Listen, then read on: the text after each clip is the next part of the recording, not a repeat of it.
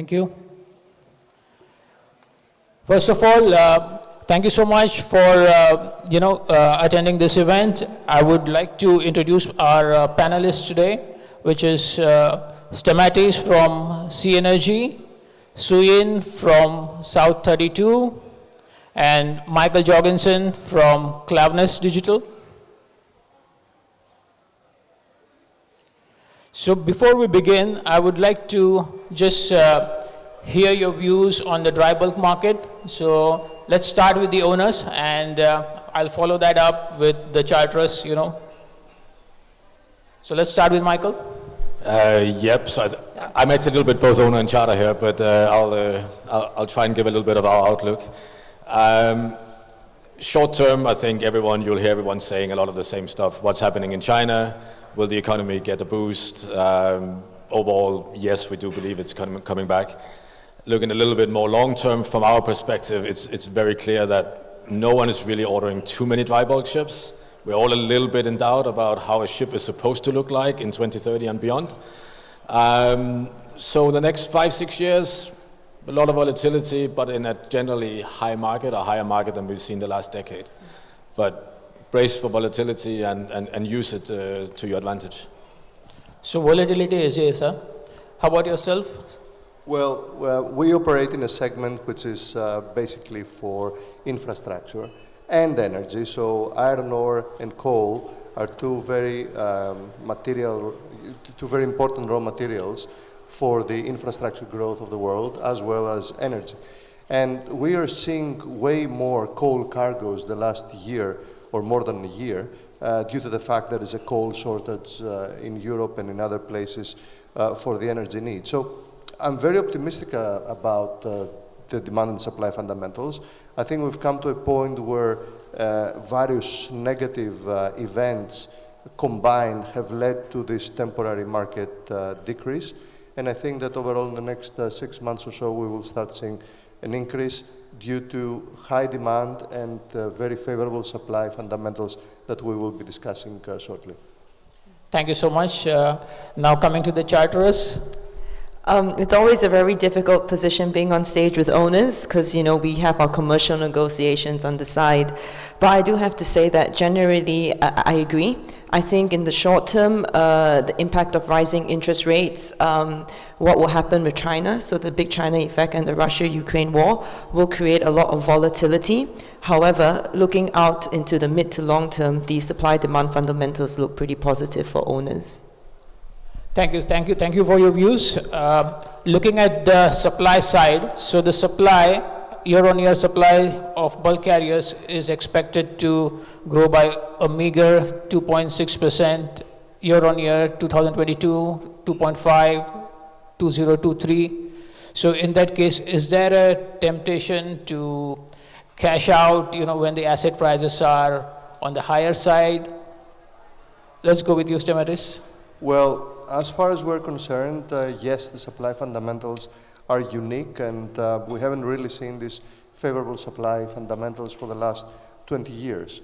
We have a very low order book, which is a combination of the fact that the new buildings compared to the second-hand ships have a huge price differential, so it doesn't really make any financial sense for someone to build new ships, as well as the new environmental regulations that people are not familiar as to what the future will bring for new ships. So that has led to a big decrease of new building activity.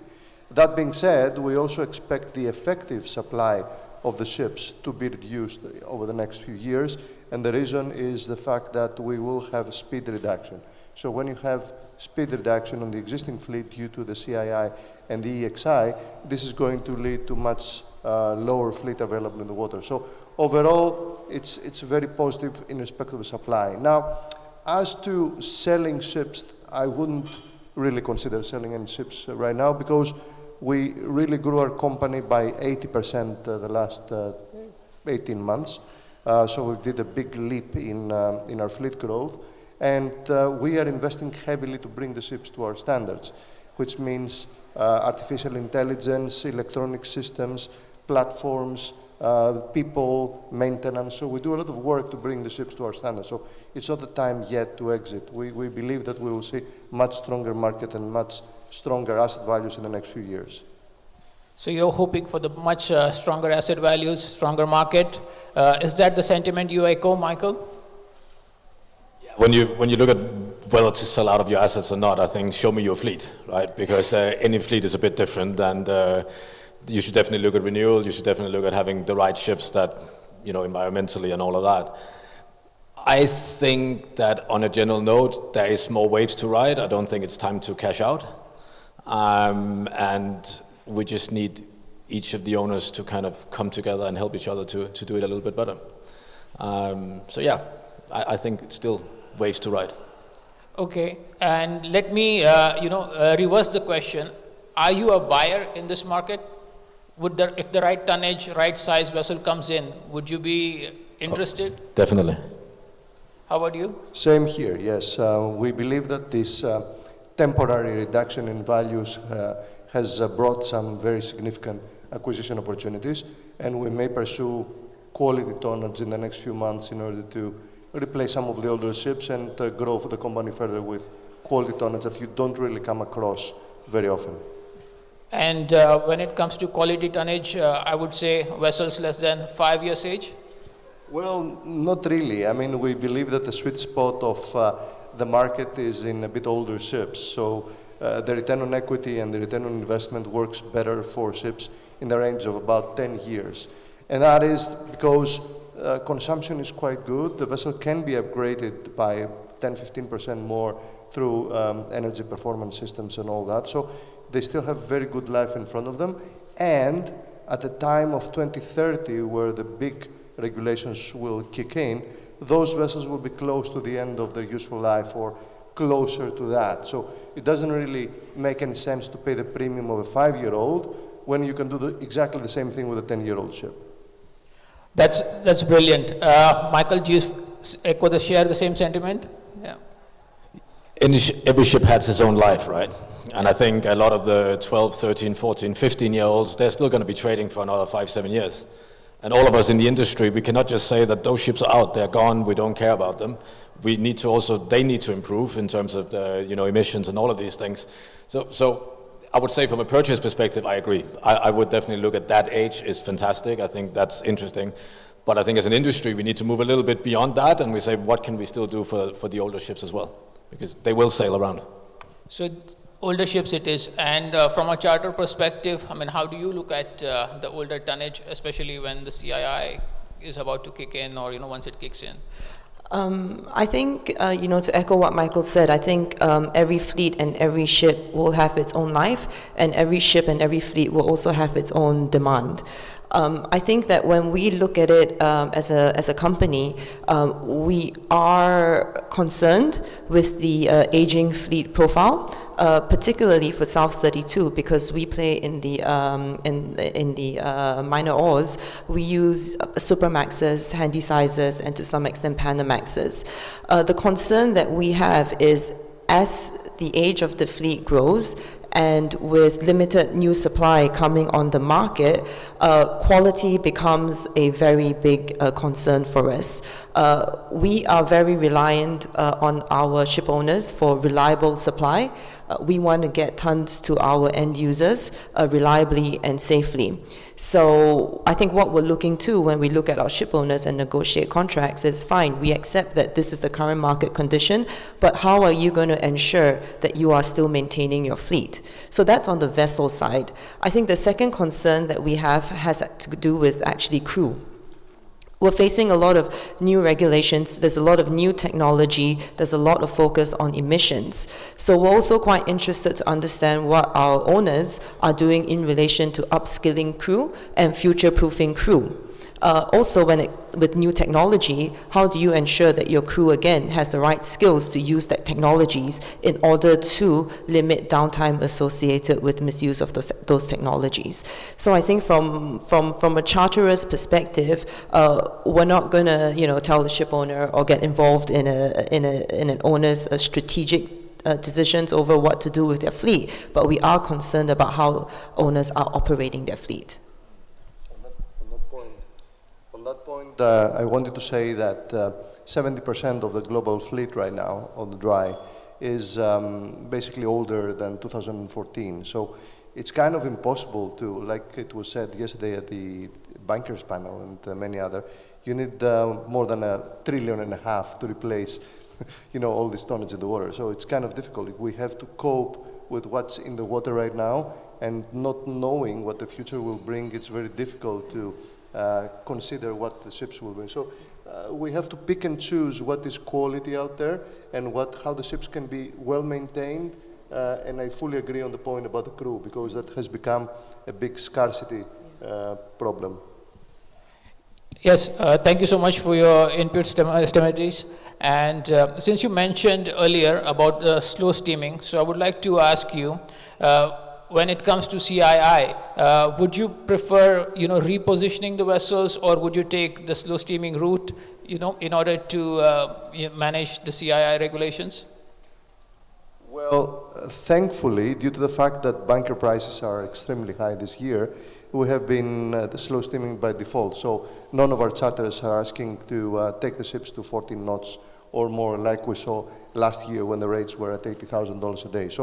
So far it's working well. At the same time, most of our cargoes the last year has been coal, and coal does not fill up the whole Cape-size vessel. So the actual cargo is less. So instead of 180, we do like 120, 140. So it's lesser cargo compared to last year. So that, I think, is going to play out quite well for the CII kicking in 2023.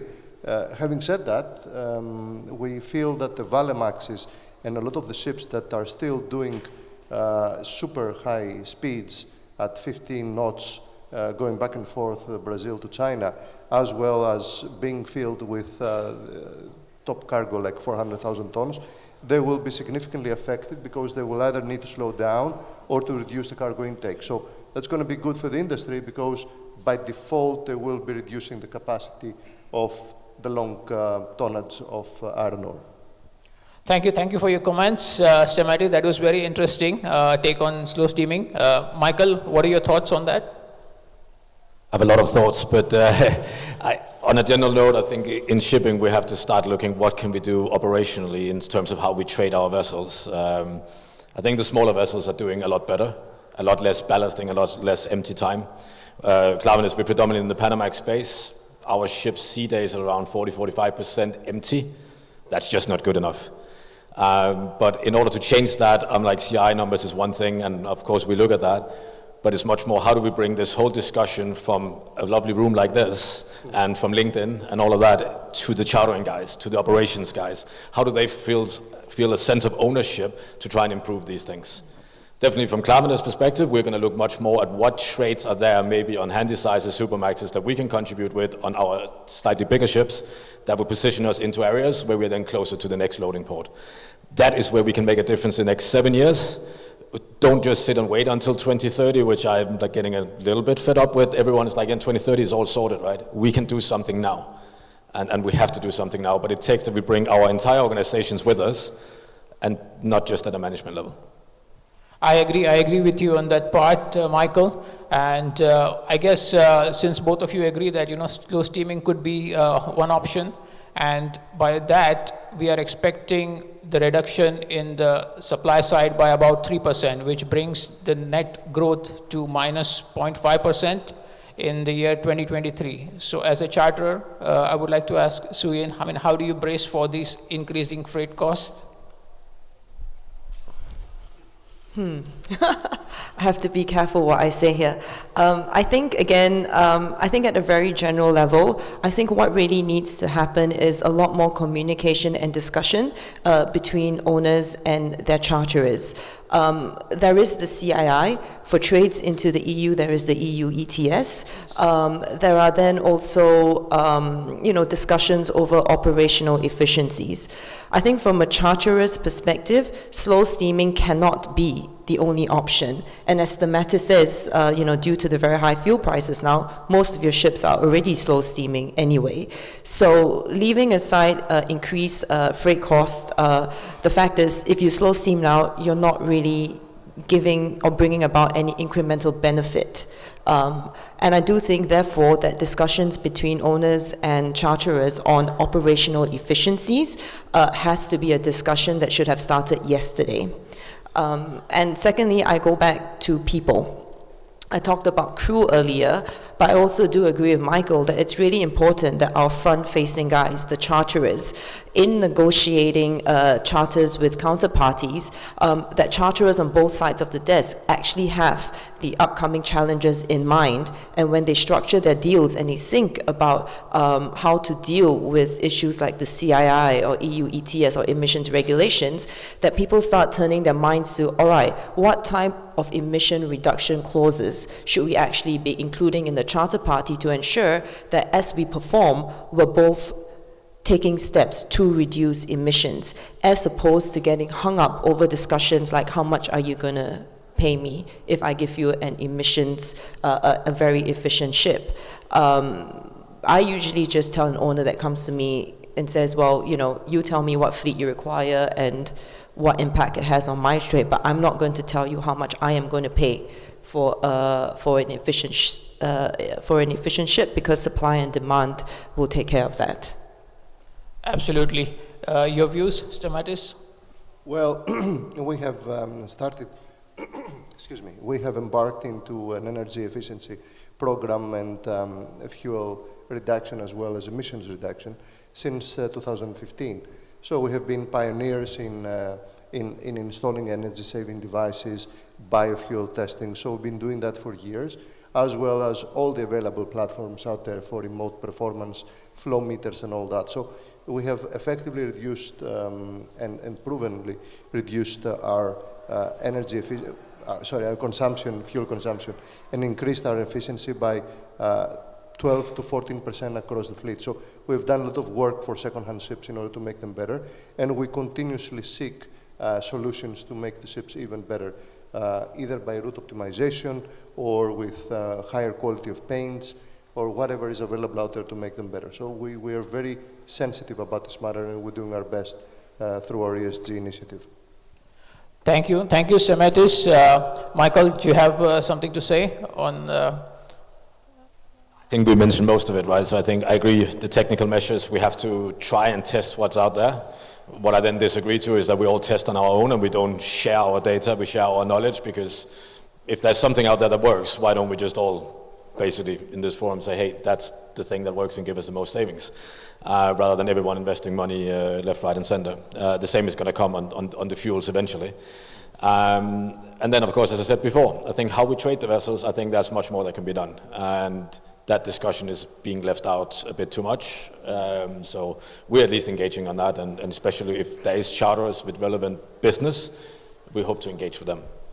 Perfect. And maybe I can just add to that, right? And I think, you know, the question how you trade your vessels is really pertinent to the CII, particularly for vessel owners in the smaller sized vessels. I think in the previous panel for the tankers, one of the panelists said that, you know, there will always be demand for D&E rated ships for the foreseeable future. And I think that is going to be the case in the dry bulk industry as well, because there are just certain trade routes that you cannot change. Taking the formula at its at face value, it's a total number of tons of cargo divided by distance travel times dead weight.